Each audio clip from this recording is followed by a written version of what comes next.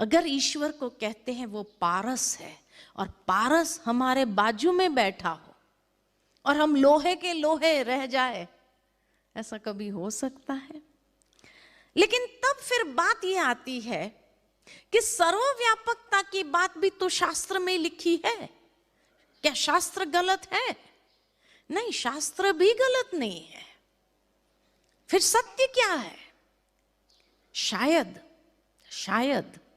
शास्त्र में जिस भाव से लिखा गया है उस भाव को हमने समझा ही ना हो, ये तो हो सकता है।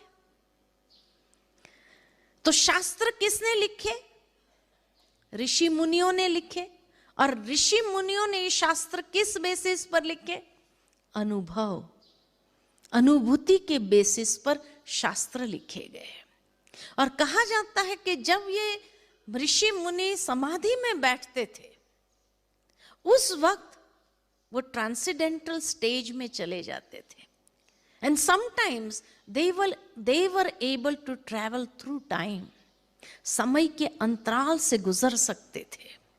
और जब वो देखते थे कि कली काल आएगा तो कितना घोर पाप कर्म होगा, मनुष्य को ये पाप कर्म से बचाएं कैसे, तब उन्होंने शास्त्र में ये बात लिख दी कि हे मानव, तुम जब पाप करता है तो ये मत समझना तुझे कोई नहीं देख रहा है, भगवान सब जगह है, वो तुझे देख रहा है, उसकी आंखें हजार,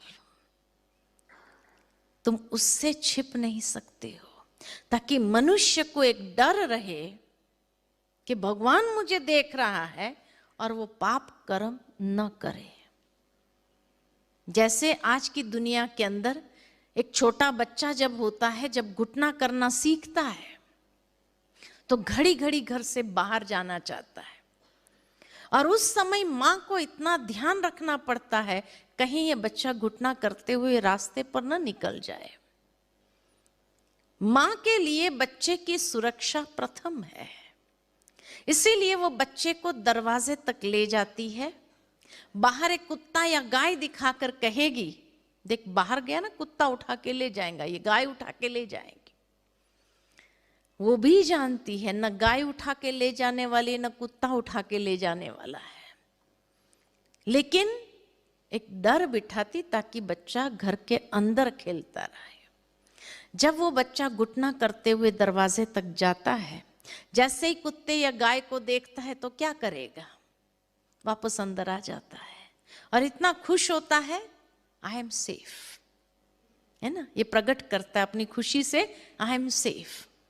लेकिन वही बच्चा थोड़ा बड़ा हो जाए, 4-5 साल का हो जाए, उसके बाद उसको कह के तो देखो कि बाहर गया तो कुत्ता उठा के ले जाएगा, गाय उठा के ले जाएंगे, क्या करेगा? हंसेगा अपनी माँ पर। मेरी माँ भी कैसी है, इतना भी नहीं समझती है कि कुत्ता कोई उठा के ले जाने वाला है क्या, और हंसते हुए निकल जाता है और बाहर जाकर कुत्ते के बच्चे को उठा के घर में ले आएगा, कहेगा लो मैं ही लेके आया। जिस बात को उसने सत्य मान लिया था, समझदार होने के बाद उस बात को स्वीकार नहीं करता है। ठीक इसी तरह जब ऋषि मुनियों ने ये बात अपने अनुभव से कही तो मनुष्य ने भी सत्य मान लिया कि हाँ भगवान देख रहा है। आज से 100-200 साल पहले भी लोग पाप करने से डरते थे। कोई अगर किसी को प्रेरित भी करता था पाप करने के लिए तो क्या कहता था मनुष्य? बाल बच्चे वाला, समाज में रहना, इज्जत से जीना है, मैं ये पाप नहीं करूंगा, ऊपर वाला भी मुझे देख रहा है, मना कर देता था। परंतु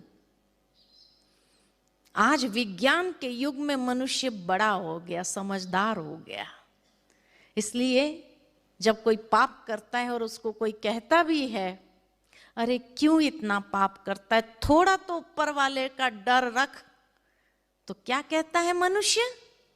वही डायलॉग, बाल बच्चे वाला, समाज में रहना है, इज्जत से जीना है, पाप नहीं करूंगा तो सबका पेट कैसे भरूंगा। यानी वो डर भी नहीं रहा, यानी कली काल का प्रभाव होकर के ही रहा।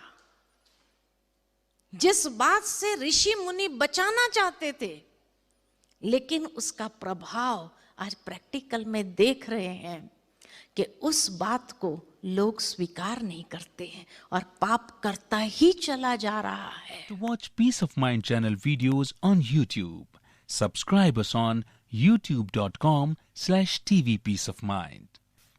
Just a click for a peaceful life.